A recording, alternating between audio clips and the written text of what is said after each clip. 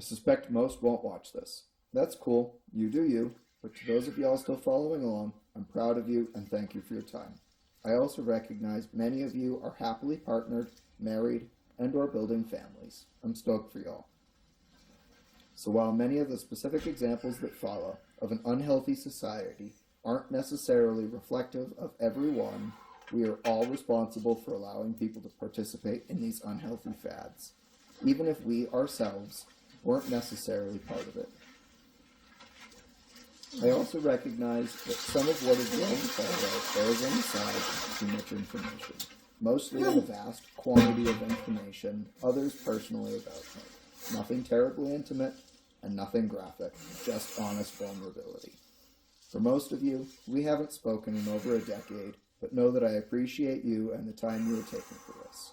I've also done quite a bit of research to verify all the information is properly factually correct before posting any of this information, so you might learn something, and I'd be delighted if we all ultimately learn things together.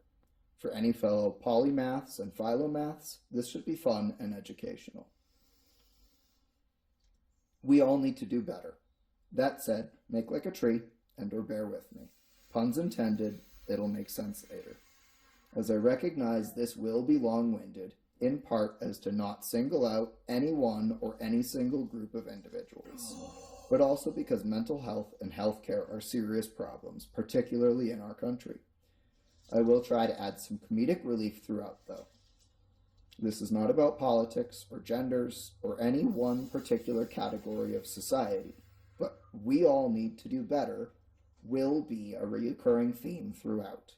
And I share all of this with compassion in honor of Mental Health Awareness Month, May, as well as the newly restarted Ice Bucket Challenge, which I am aware that some people have controversial feelings about, but given that roughly over 345,000 U.S. citizens are dying annually directly from mental health-related causes, this is a serious problem that is growing. That puts it third on the list, just behind heart disease and cancer for deaths on an annual basis. First, let me start out by acknowledging that I am a little on the crazy side, in good ways, and certainly weird. I've experienced mental health challenges, been negatively impacted by both heart disease and cancer, as I'm certain many of you all have been too. I am ADD, so I can get so engrossed in what I am doing that everything else disappears or fades into such distant memory that I entirely forget about people, things. Oh, look, a chicken, says the homesteader, or otherwise entirely distracted. I am not perfect. I've made mistakes in my life, some far more egregious than others, so no part of me is sharing this or what follows to avoid, dodge, or shirk any of my own accountability, responsibility, etc.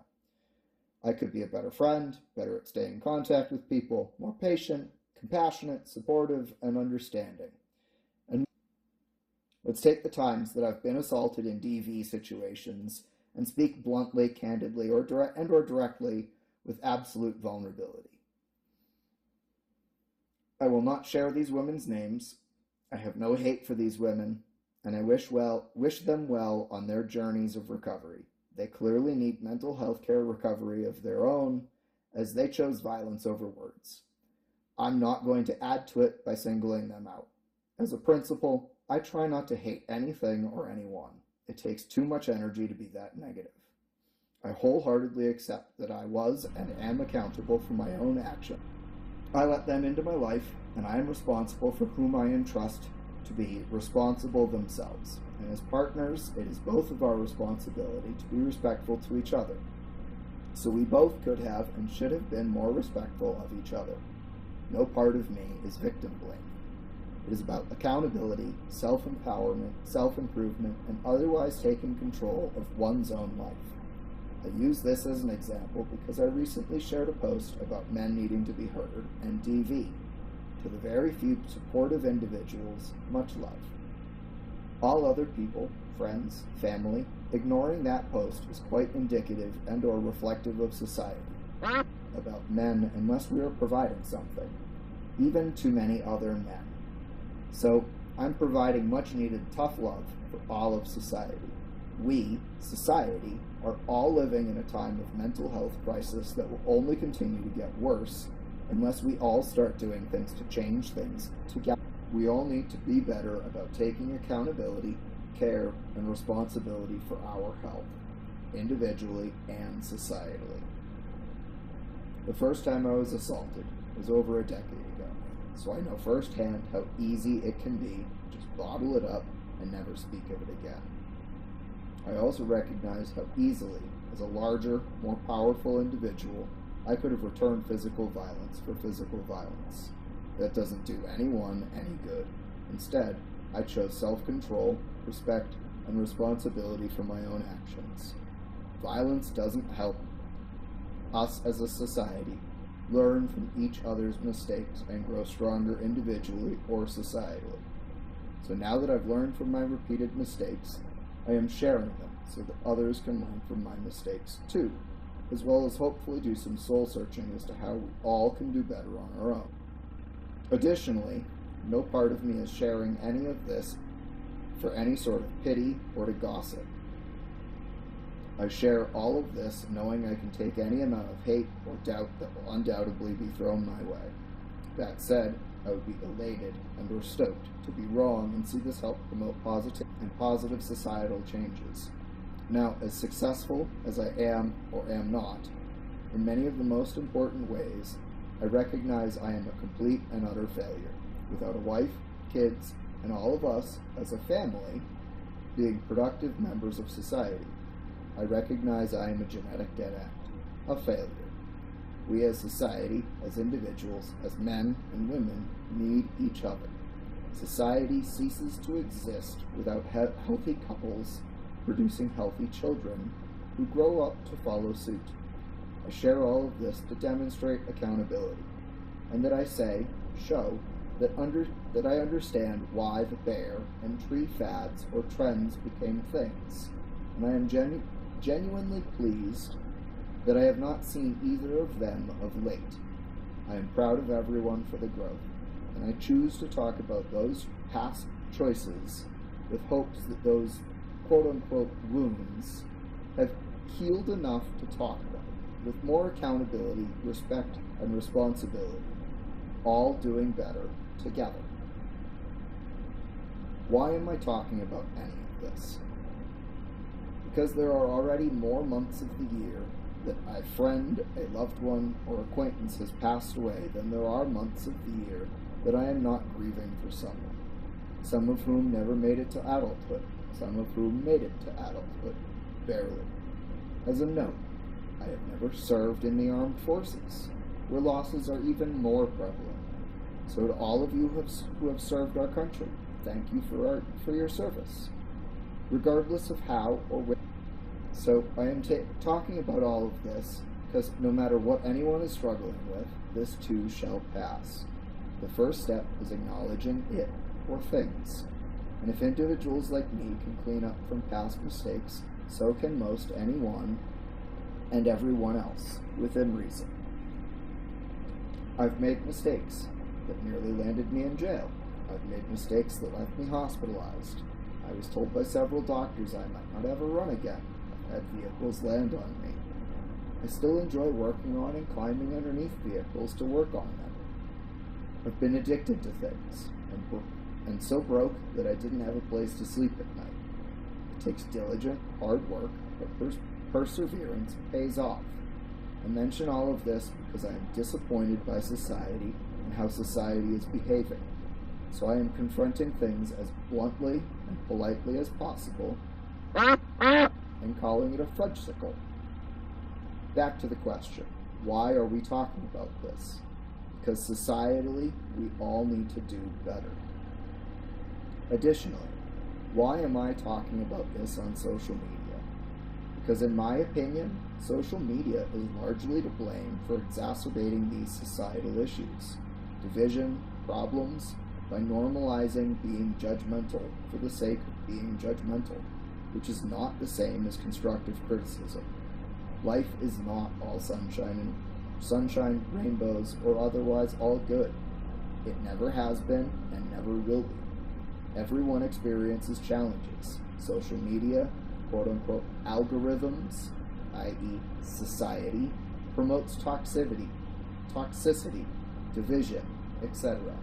Yes, I am aware that the First Amendment, 1A, legally protects speech, even that which is categorically emotionally abusive, manipulative, and toxic.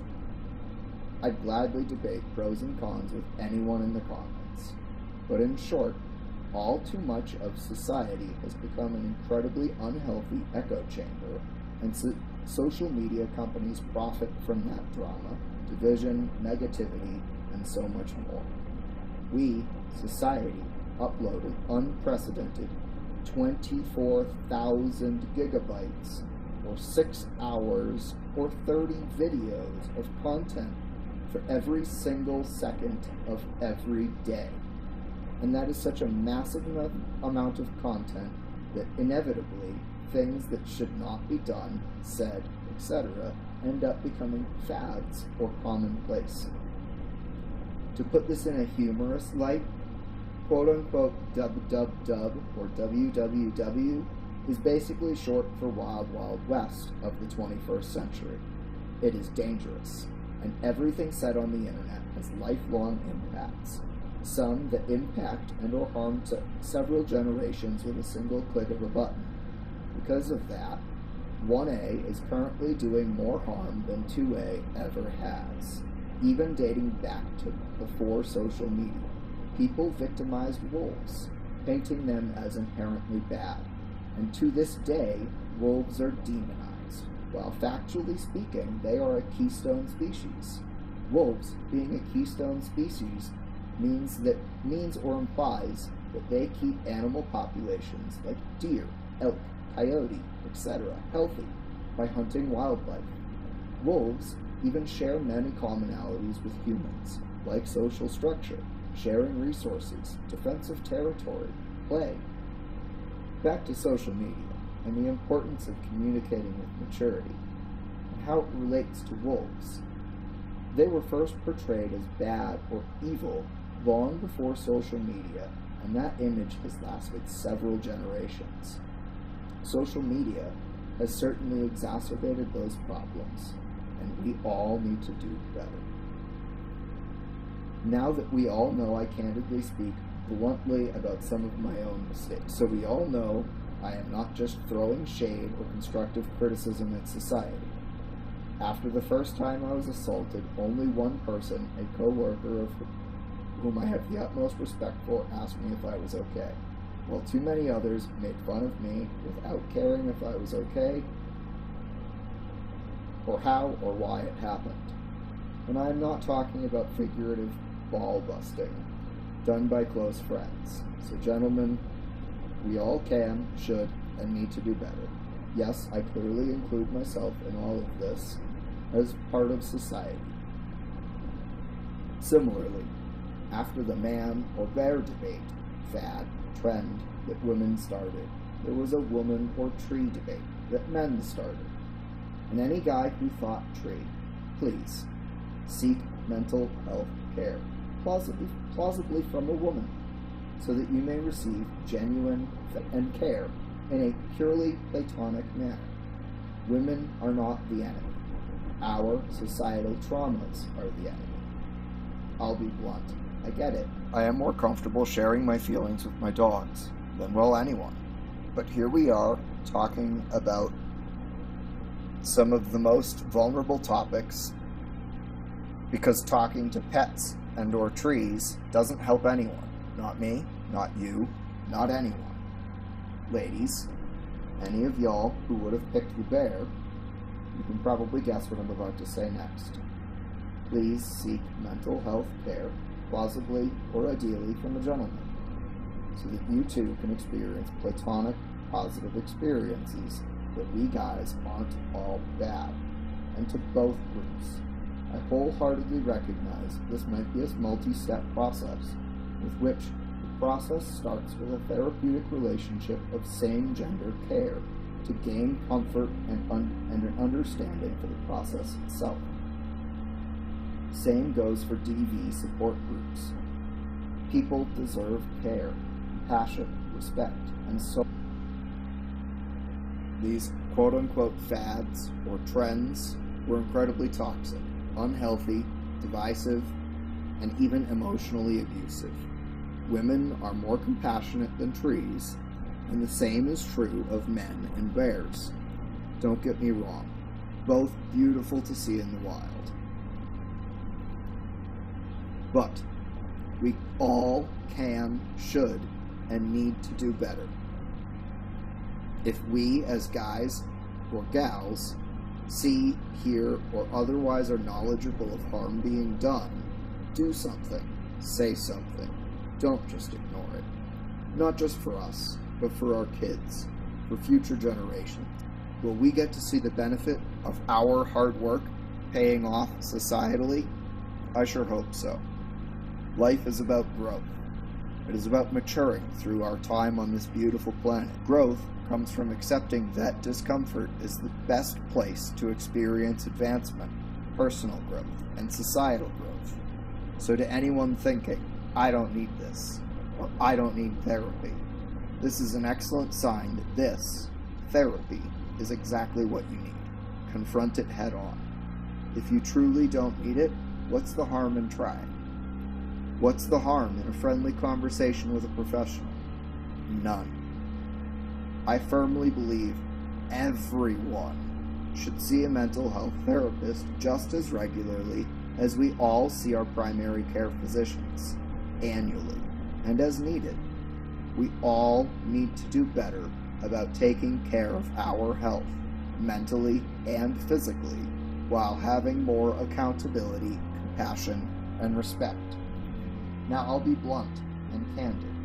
I've even had therapeutic relationships where therapists tried to take advantage of me as a patient, and or where I've inadvertently become the therapist, critiquing the therapist. This does not mean all therapists are inherently bad. Everyone makes mistakes. To call this as it is, being able to call the therapist on his mistakes, his inability to clearly communicate, was an incredibly powerful and empowering. Same for when I've had to call one of my female therapists I've worked with on her malpractices. Did she, he, ultimately learn from it? I don't know. That is on them. But I sure hope so. She, he, and their clients deserve the best care she, he can provide. I've voluntarily utilized therapeutic relations for nearly a decade now. It admittedly started as a court order. Regardless of what group or groups of individuals we as society look at, there are going to be some quote-unquote bad apples. They probably aren't quote-unquote right yet. Maturity takes time, diligence, and substantial effort. As one of the better therapists I've had the pleasure of working with said, not verbatim, most people only need a few weeks of talk therapy to resolve any of the challenges they are currently facing. On the topic of division, let's gloss over political division, without discussing specific political policies. The division between the two primary political camps is even more toxically unhealthy than either of the bear or tree fads previously mentioned. And societally, we can do so much better. As an example, cancel culture, which I've seen both primary parties degrade to. This is just a form of social emotional manipulation, and the First Amendment was made the First Amendment for a reason, so that we as a society can, should, and will talk about things respectfully.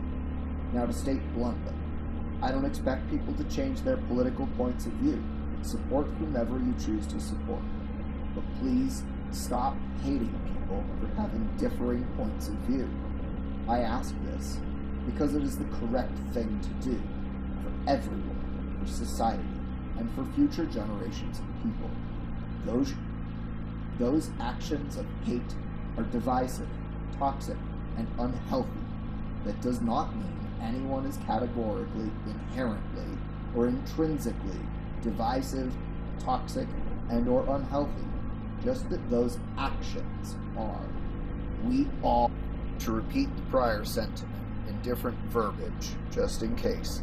Actions of hate, division, toxicity, or otherwise unhealthy choices does not make the person participating in those choices those things. They are making mistakes. We all need to do better. As a friendly historical reminder, George Washington said in his farewell address, "However, political parties may now and then answer popular ends. They are likely in the course of time and things to become potent engines by which cunning, ambitious, and unprincipled men will be enabled to subvert the power of the people and to usurp for themselves the reins of government, destroying afterwards the very engines which have lifted them to unjust dominion." Over 200 years ago, George Washington could already see problems with creating division. As the editor notes from mountvernon.org, Washington is warning the American people against the negative impact that opposing political parties could have on the country. During his presidency, he witnessed the rise of the Democratic Republican Party in opposition to the Federalists, and worried that future political squabbles would undermine the concept of popular sovereignty in the United States. Final societal critiques that I will share on this thread. As this has already gotten incredibly long, anyone who regularly uses "you" followed up by pointing out someone else's flaws needs to learn to be accountable themselves and truly needs to do a better job or be respectful and responsible for their own actions. It is regularly followed up with some form of derogatoriness, name-calling, etc. And that is the opposite of mature, responsible, and or respectful. It is divisive, with a touch of, quote-unquote, "My name is Moses, and my toesies smell like roses." It takes 2 to 10. It smells like choices, diet, etc. does make it smell toxically or not, though. We all need to do better. All that said, I'm sure there are people who disagree with, well, probably everything I've said. And quite frankly, I welcome anyone and everyone to respectfully share their thoughts in the comments. If you have any questions, feel free to drop them in the comments, or send me a DM if that's too public. Like my Wolfie boy, we don't bite strangers. We call them love nibbles. It's a real thing. If you've made it to the end here, much love and respect to you. Best wishes, and I hope you all are doing well. Ultimately, my goal is to start a healthy conversation or discourse that helps lead to a healthier. Let's challenge each other to be better people, to be better partners, to achieve our potential growth goals, health goals, etc. together. P.S. No part of me is suggesting doing anything as crazy as I am doing for the Ice Bucket Challenge, but cold immersion therapy is incredibly fitting for mental health awareness, as it is quite the dopamine rush all on its own. ALS, having its own mental health challenges that it faces reusing the Ice Bucket Challenge, is heartwarmingly fitting. So to everyone participating, much love for y'all, again. P.P.S. I have included additional notes and various informational pieces or tidbits in the written notes that for brevity I have stripped from the auditory video portion, and for both versions I have stripped thousands of words, topics, etc. Thank you for your time, and much love.